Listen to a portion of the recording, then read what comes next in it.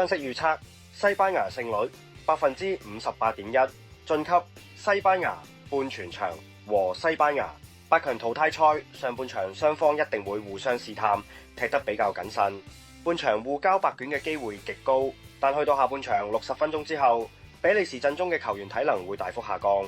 而西班牙憑藉強大嘅後備力量，例如美連奴、費蘭托利斯等球員入替，好容易可以喺下半場尾段打破缺口，入球趨勢2.5球以下，雙方進球否。實際上缺少咗防中主力阿馬杜安拿拿嘅比利時，面對住控球率極高、防守紀律極嚴密，而且連續5場零封對手嘅西班牙，根本冇本錢打對攻，必然會採取極端保守嘅縮後防守戰術。西班牙亦唔會急於進攻，會慢慢用控球喺中場撕裂對手，所以總入球數好大機會偏低。正如西班牙喺16強對葡萄牙一樣，佢哋有足夠嘅耐性去慢慢消磨對手。下半場把握比利時防線漏洞同體能下降嘅弱點，一擊即中，然後憑住極強嘅控球穩固防線，直至完場。